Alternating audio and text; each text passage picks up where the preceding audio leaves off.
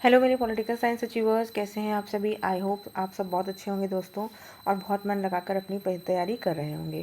दोस्तों, जो हमारा 16 अप्रैल को एग्ज़ाम होने वाला है असिस्टेंट प्रोफेसर का, यूपी असिस्टेंट प्रोफेसर, उसके लिए हम लोग प्रैक्टिस सेट कर रहे हैं सामान्य ज्ञान पेपर से, जिसके कि 30 क्वेश्चंस आपके पेपर में आएंगे और ये सभी विषयों के लिए सामान्य होंगे, यानी कि सभी विषयों के लिए समान होंगे।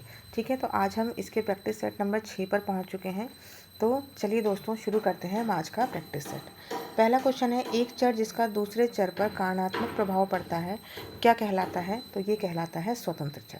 ठीक है, क्वेश्चन में हम दोस्तों ऑप्शंस डिस्कशन नहीं करेंगे, सीधे ऑप्शंस पे चले जाएंगे ताकि आपका समय कम लगे और आप ज़्यादा से ज़्यादा प्रश्नों को कर सकें, क्योंकि इस समय आपको ज़्यादा प्रैक्टिस करनी है और समय आपके पास कम है। ठीक है, तो चलिए देखते हैं दूसरा क्वेश्चन। प्रकाश रासायनिक धूम कोहरे के निर्माण हेतु निम्नलिखित में से कौन सा आवश्यक है। क्या ज़रूरी है आपको बताना है। तो यहाँ पे दोस्तों सूर्य का प्रकाश ज़रूरी है। ठीक है, चलिए आगे बढ़ते हैं। एक प्रभावी अभिव्यक्तिशील अध्यापक सुनिश्चित करेगा। तो क्या सुनिश्चित करेगा दोस्तों। तो छात्र अधिगम परिणाम को ये सुनिश्चित करेगा। अगला क्वेश्चन है क्वेश्चन नंबर 4। शोध की निम्नलिखित में से किस विधि में परिकल्पनाएं आमतौर से व्यक्त होने की अपेक्षा अव्यक्त रूप से होती हैं। ठीक है, तो आपको बताना है क्या होगा। तो ये होगा ऐतिहासिक विधि। ठीक है, चलिए आगे बढ़ते हैं हम लोग। अगला क्वेश्चन देखते हैं क्वेश्चन नंबर 5। निम्नलिखित चरों के प्रकारों में किसमें वास्तविक शून्य बिंदु होगा। ठीक है, किसमें वास्तविक शून्य बिंदु होगा बताना है। तो ये होगा अनुपात में। 6th क्वेश्चन है, निम्नलिखित में से कौन सी प्रतिदर्श प्रणाली संभाव्यता पर आधारित है।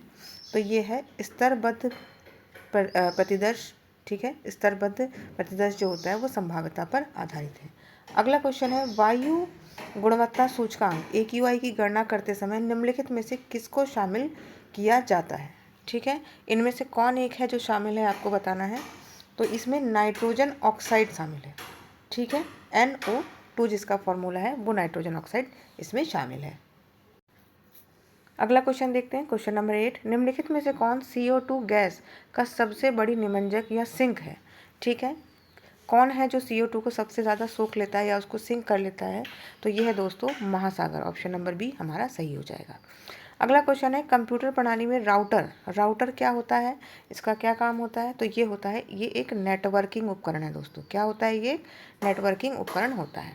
अगला क्वेश्चन है, निम्नलिखित में से तीसरी पीढ़ी संगणक का मुख्य इलेक्ट्रॉनिक अवयव क्या है। तीसरी पीढ़ी का मुख्य इलेक्ट्रॉनिक अवयव क्या है। तो यह है समेकित परिपथ, जिसको हम IC कहते हैं दोस्तों। ठीक है, क्या कहते हैं इसको हिंदी में, इंग्लिश में IC। और IC का फुल फॉर्म क्या होता है दोस्तों। IC का फुल फॉर्म होता है इंटीग्रेटेड सर्किट। ठीक है, तो चलिए अगला क्वेश्चन देखते हैं क्वेश्चन नंबर 11। मशीनी भाषा यानी मशीन लैंग्वेज किन दो अंकों का उपयोग किया जाता है। मशीन लैंग्वेज में किस अंकों का प्रयोग किया जाता है। तो राइट आंसर हो जाएगा 0 और 1 का। ठीक है, अगला 12th क्वेश्चन है, जब कोई टेक्स्ट एडिटर खोलते हैं तो कंप्यूटर स्क्रीन पर टिमटिमाता चिन्ह ब्लिंकिंग सिंबल क्या कहलाता है। तो ये कहलाता है कर्सर। आप सभी को पता होगा, आप सभी इस्तेमाल करते हैं कंप्यूटर को। ठीक है, तो चलिए आगे बढ़ते हैं। डैश वे नियम हैं जो दूरसंचार संपर्क में कई स्तरों पर मौजूद होते हैं। तो इसका क्या आंसर हो जाएगा। तो 13 के लिए आपका आंसर हो जाएगा प्रोटोकॉल। क्या होते हैं, प्रोटोकॉल होते हैं।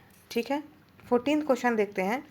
भारत के संविधान के किस अनुच्छेद में कार्योत्तर कानूनों से संरक्षण का प्रावधान है। ठीक है, कार्योत्तर कानून मतलब ऐसा कोई कानून जो किसी समय बना हो, जिसमें ये कृत्य हुआ। मान लीजिए कोई एक्स कृत्य है, उस समय हुआ, उस समय कानून नहीं था, लेकिन इस एक्स कृत्य के लिए बाद में 2 वर्ष बाद कानून बन गया।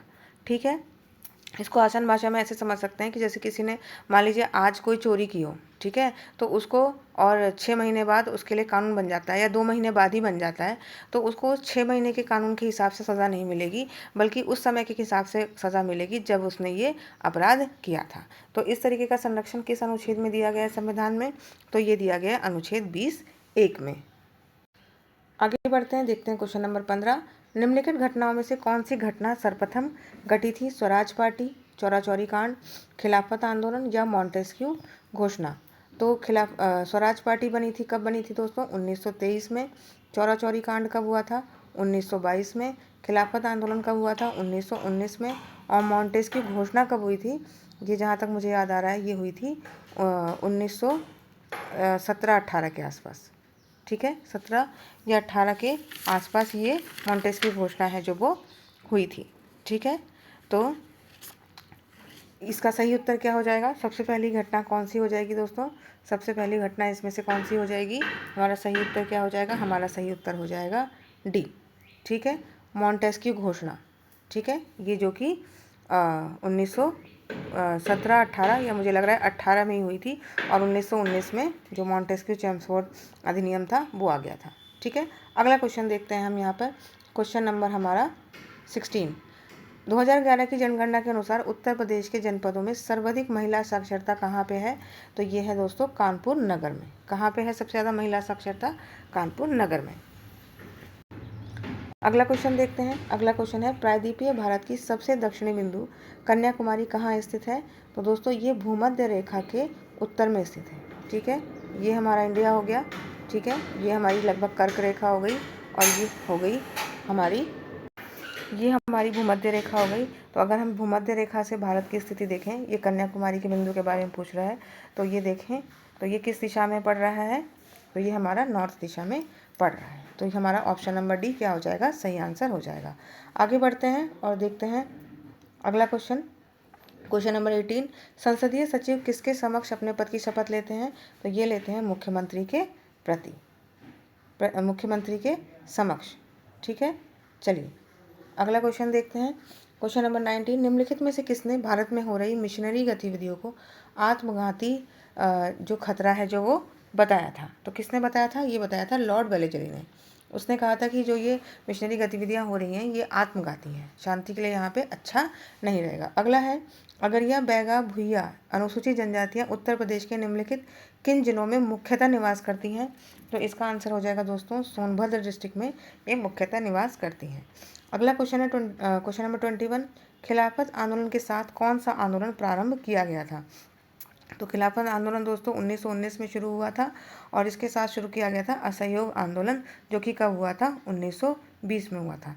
1 अगस्त 1920 में हुआ था ये असहयोग आंदोलन शुरू हुआ था, और इसी दिन तिलक जी की मृत्यु भी हुई थी। आगे बढ़ते हैं हम लोग, देखते हैं क्वेश्चन नंबर 24। इन बंदरगाहों को क्या करना है? व्यवस्थित क्रम से लगाना है कि कौन सा बंदरगाह कैसे आएगा, उत्तर से दक्षिण की ओर, ठीक है, नॉर्थ से साउथ की ओर हमें इन्हें क्रम से क्या करना है? जमाना है। तो क्या हो जाएगा इनका क्रम दोस्तों?